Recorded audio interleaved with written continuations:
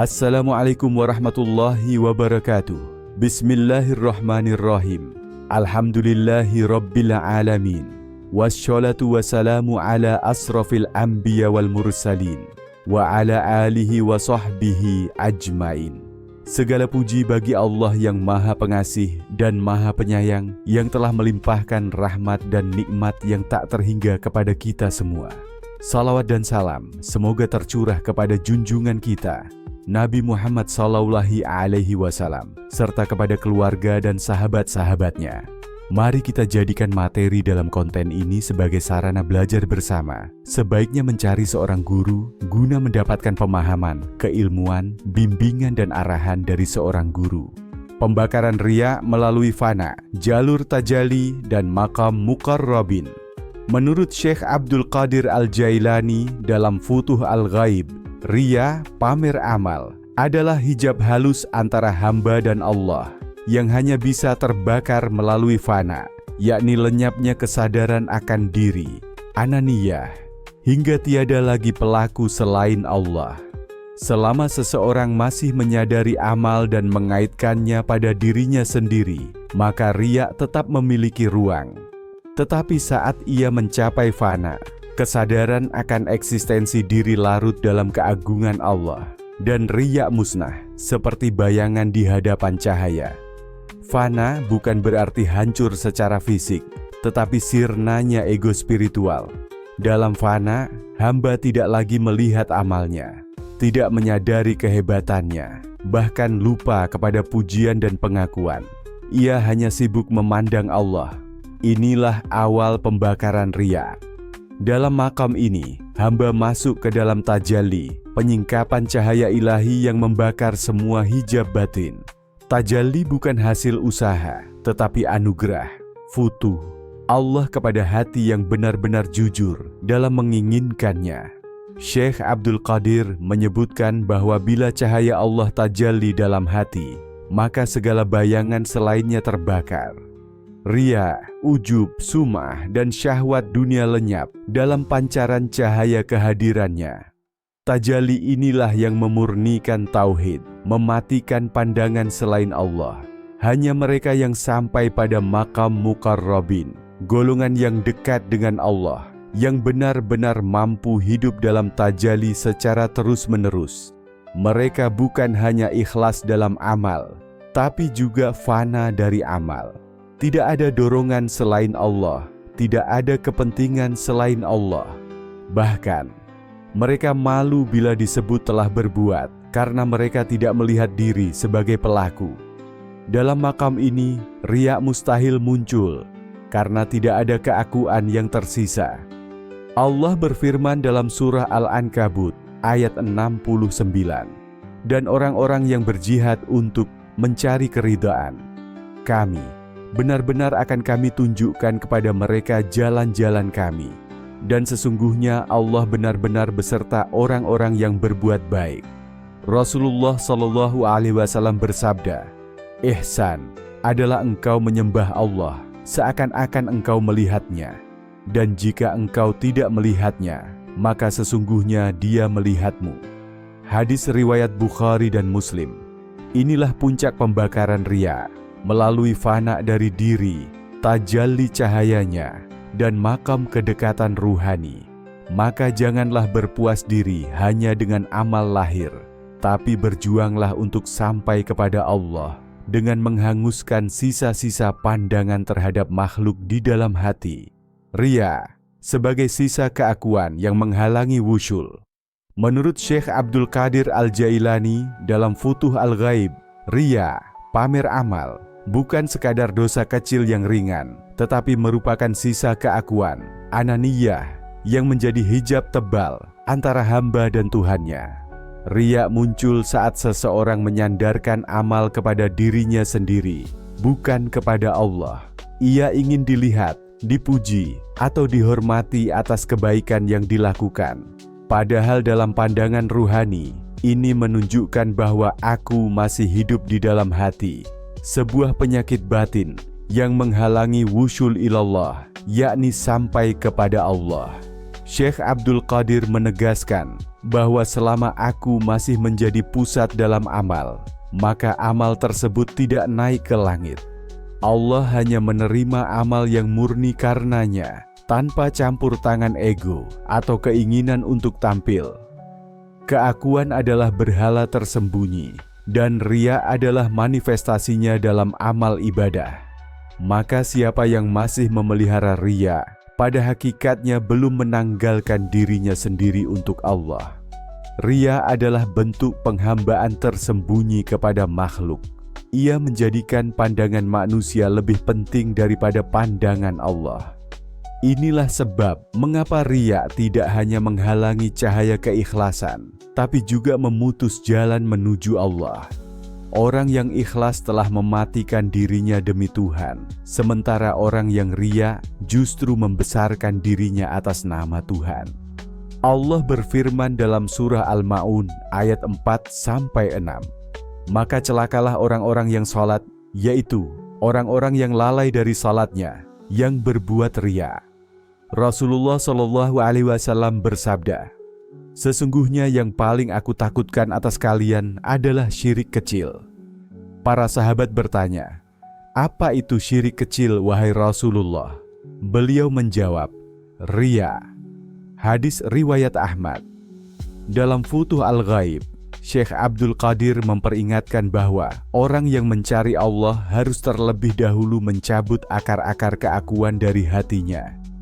Selama hamba masih berkata dalam batinnya, "Akulah yang beramal, akulah yang berkorban," maka dia belum menapaki jalan wusul.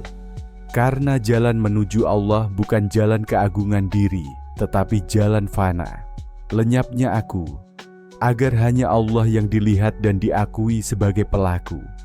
Maka, barang siapa ingin sampai kepada Allah, hendaknya ia bersihkan amalnya dari riya. Bukan hanya agar amal diterima, tapi agar jiwanya terbuka untuk mengenal Tuhan dengan sebenar-benarnya. Dalam keheningan batin yang bebas dari keakuan itulah, cahaya wusul akan menyinari hati. Riya menjadi bahan bakar bagi nafsu dan syaitan. Dalam Futuh Al-Ghaib, Syekh Abdul Qadir Al-Jailani mengungkap bahwa riya adalah bara api yang menyulut kehidupan nafsu dan memperkuat tipu daya syaitan dalam hati manusia. Riya bukan hanya sekadar perbuatan buruk, melainkan makanan dan bahan bakar yang memberi tenaga kepada dua musuh utama ruhani, hawa nafsu dan iblis.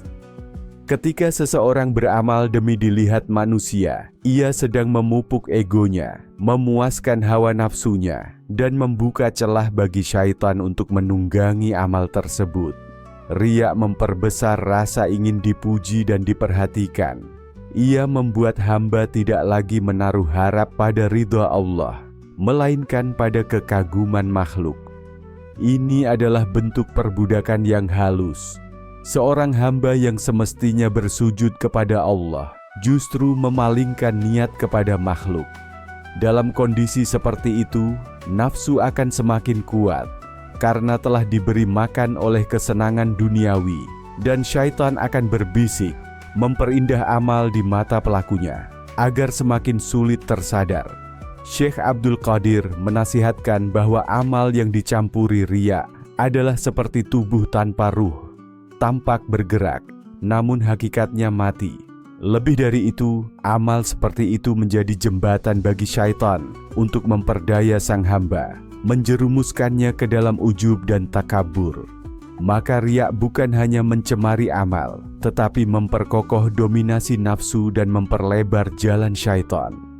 Allah Ta'ala berfirman dalam surah Al-Baqarah ayat 264, "Wahai orang-orang yang beriman, jangan membatalkan pahala sedekahmu dengan menyebut-nyebutnya dan menyakiti perasaan penerima, seperti orang yang menginfakkan hartanya karena riya, pamer kepada manusia, sedangkan dia tidak beriman kepada Allah dan hari akhir.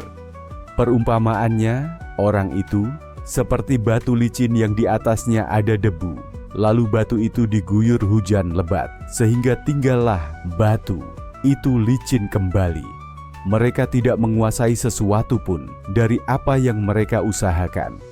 Allah tidak memberi petunjuk kepada kaum kafir.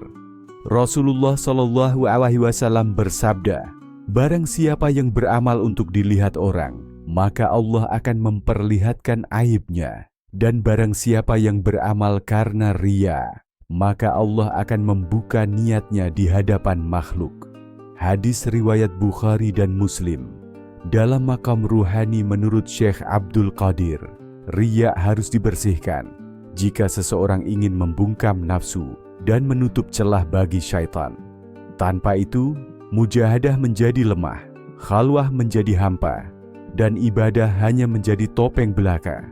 Hamba sejati adalah dia yang tidak melihat amalnya dan tidak peduli apakah orang lain melihatnya, karena pandangannya hanya tertuju kepada Allah. Ikhlas sebagai penolak riya. Dalam Futuh Al-Ghaib, Syekh Abdul Qadir Al-Jailani menegaskan bahwa ikhlas adalah senjata utama untuk menolak riya, sekaligus menjadi fondasi yang tak tergantikan dalam semua bentuk penghambaan. Namun, beliau mengingatkan, ikhlas itu sendiri bukan sesuatu yang ringan dan sederhana. Ikhlas itu pun menuntut mujahadah, penolakan terhadap keinginan ego, dan penyucian hati dari segala pamrih selain Allah. Ikhlas bukan sekadar mengatakan saya niat karena Allah, tetapi sebuah keadaan batin di mana segala amal benar-benar hanya ditujukan kepada Allah, tanpa ada sisa keinginan akan pujian, pandangan manusia, atau keuntungan duniawi. Ikhlas adalah rahasia antara hamba dan Rabb-nya. Bahkan malaikat pencatat pun tak mampu menuliskannya sepenuhnya, karena kehalusannya yang berada di antara batin terdalam dan cahaya rububiyah. Menurut Syekh Abdul Qadir, orang yang mengira dirinya ikhlas hanya karena tidak menunjuk-nunjukkan amal, bisa jadi masih tertipu. Sebab, ikhlas sejati tak menyisakan rasa memiliki atas amal itu sendiri. Jika hati masih berkata, amalku bagus, atau aku telah berbuat baik, maka itu tanda bahwa riya masih mengendap di dalamnya. Allah Ta'ala berfirman dalam surah Al-Bayyinah ayat 5, padahal mereka tidak disuruh kecuali supaya menyembah Allah dengan memurnikan ketaatan kepadanya dalam menjalankan agama dengan lurus. Rasulullah Shallallahu Alaihi Wasallam bersabda, sesungguhnya Allah tidak menerima amal kecuali yang dilakukan dengan ikhlas dan hanya mengharap wajahnya. Hadis riwayat Nasai. Syekh Abdul Qadir menjelaskan bahwa ikhlas hanya tumbuh dari hati yang telah hancur nafsunya dan terbakar keakuannya. Ia hanya mungkin hadir setelah hamba melewati jalan fana dan tidak lagi menyandarkan diri pada amal. Ikhlas bukan dicari lewat banyak ucapan, melainkan ditanam dalam sepi, disirami dengan mujahadah, dan dipanen dalam cahaya khalwat. Ikhlas adalah api yang membakar riya, tapi juga ibarat kaca yang mudah pecah jika hati tidak dijaga. Maka, seorang salik harus terus-menerus bertanya pada jiwanya, untuk siapa aku melakukan ini? Karena begitu niat melenceng, amal yang besar pun bisa berubah menjadi beban di akhirat. Dengan kata lain, ikhlas adalah obat dari riya. Tapi ikhlas itu sendiri adalah maqam yang tak mudah diraih tanpa perjuangan spiritual mendalam. Hanya dengan kejujuran, muhasabah, dan terus kembali kepada Allah, barulah hamba bisa menapaki jalan ikhlas sejati. Riya tidak hilang seketika, tapi dibakar lewat mujahadah dan khalwah. Dalam Futuh Al-Ghaib, Syekh Abdul Qadir Al-Jailani mengajarkan bahwa riya bukanlah penyakit yang bisa hilang dalam sekejap, melainkan noda batin yang menuntut proses panjang dan perjuangan keras untuk dibersihkan. Riya adalah sisa-sisa keakuan yang tersisa di lubuk hati, yang secara alami terus berusaha mencari pengakuan dan pujian dari makhluk. Oleh karena itu, membersihkan riya bukan hanya soal niat baik atau sekadar janji hati, melainkan memerlukan mujahadah, perjuangan jiwa melawan nafsu, dan khalwah, yakni menyendiri dalam keheningan untuk mengenali dan mengikis akar-akar keakuan tersebut. Menurut Syekh Abdul Qadir, mujahadah adalah medan perang batin, di mana hamba memerangi segala keinginan nafsu dan godaan syaitan yang ingin menguatkan riya. Mujahadah meliputi kesadaran penuh terhadap setiap niat dan amal, menahan diri dari godaan pujian, dan menanamkan keinginan yang tulus hanya untuk Allah. Namun, mujahadah saja tidak cukup tanpa khalwah. Khalwah adalah fase di mana hamba mengasingkan diri dari hiruk-pikuk dunia dan keramaian manusia, memasuki ruang sunyi yang mendalam untuk melakukan introspeksi, bertafakur, dan membersihkan batin dari segala lapisan riya. Melalui mujahadah dan khalwah, riya seperti api yang dipadamkan perlahan-lahan hingga akhirnya habis terbakar oleh cahaya kesadaran dan cinta ilahi. Proses ini bukan tanpa tantangan, karena riya adalah musuh yang licik dan seringkali tersembunyi bahkan dari penglihatan diri sendiri. Syekh Abdul Qadir menegaskan bahwa seorang salik yang ingin meraih kesucian batin harus terus-menerus melakukan mujahadah dan mengambil waktu untuk khalwah agar bisa merasakan perubahan dalam hati dan mengikis kesan riya yang tersisa. Allah Subhanahu wa Ta'ala berfirman dalam surah Ar-Ra'd ayat 11, "Sesungguhnya Allah tidak mengubah keadaan suatu kaum sampai mereka mengubah keadaan yang ada pada diri mereka sendiri." Rasulullah Shallallahu Alaihi Wasallam bersabda, "Setiap amal tergantung pada niatnya, dan setiap orang hanya mendapatkan sesuai dengan apa yang diniatkan." Hadis riwayat Bukhari dan Muslim. Makna dari hadis ini sangat dalam. Niat yang dipenuhi riya harus diperiksa dan disucikan terus-menerus lewat mujahadah dan khalwah, agar amal yang dikerjakan menjadi benar-benar ikhlas dan diterima oleh Allah. Riya bukanlah sesuatu yang bisa dihapus dengan cepat atau sekali usaha, tetapi harus dibakar dengan api perjuangan jiwa yang tak kenal lelah, yakni mujahadah dan khalwah yang konsisten. Dengan cara ini, hamba akan mampu meraih makam ikhlas dan mendekatkan diri kepada Allah tanpa gangguan nafsu dan tipu daya syaitan yang selalu mengintai. Riya membatalkan nur keimanan. Dalam Futuh Al-Ghaib, Syekh Abdul Qadir Al-Jailani menjelaskan dengan sangat tegas bahwa riya adalah musuh terbesar yang membatalkan cahaya keimanan, nur iman, dalam hati seorang hamba. Nur keimanan adalah cahaya ilahi yang Allah tanamkan dalam dada manusia sebagai tanda petunjuk dan kebersihan hati. Cahaya ini membuat hati terang dengan kehadiran Allah, merasakan kedamaian, dan melahirkan amal yang tulus. Namun, riya datang sebagai penghalang yang menggelapkan nur ini, sehingga hati menjadi gelap, bingung, dan jauh dari keikhlasan sejati. Syekh Abdul Qadir mengibaratkan riya sebagai kegelapan yang menutupi cahaya nur iman.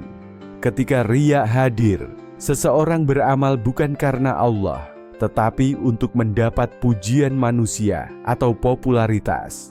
Akibatnya, cahaya iman yang murni tereduksi dan perlahan hilang, karena amal yang dilakukan bukan lagi menjadi ibadah yang diterima Allah, melainkan hanya pertunjukan duniawi yang sia-sia. Allah Subhanahu wa Ta'ala berfirman dalam surah Al-Mutaffifin ayat 6-7, "Maka kecelakaanlah bagi setiap orang yang selalu berbuat dosa, yaitu orang yang apabila dibacakan ayat-ayat kami, dia selalu melewati mereka dengan sombong." Ayat ini mengingatkan bahwa sikap sombong dan riya dapat menyebabkan kehancuran diri, termasuk mematikan cahaya keimanan yang seharusnya membimbing seorang hamba. Rasulullah Shallallahu Alaihi Wasallam juga bersabda, "Sesungguhnya yang paling aku takutkan terhadap kalian adalah syirik kecil, riya." Hadis riwayat Ahmad dan Abu Dawud.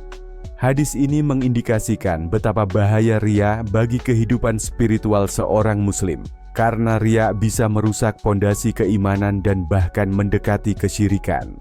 Syekh Abdul Qadir menegaskan bahwa riya bukan hanya dosa kecil yang bisa diabaikan, melainkan racun yang membunuh nur dalam hati. Ia menghalangi hamba dari merasakan kebahagiaan hakiki dalam beribadah, sebab amal sudah tercemar oleh niat yang tidak bersih. Riya juga membuat hati hamba menjadi gelisah, karena amalnya selalu tergantung pada penilaian orang lain, bukan keridaan Allah semata. Oleh karena itu, membersihkan hati dari riya adalah langkah utama untuk mengembalikan nur keimanan yang hilang.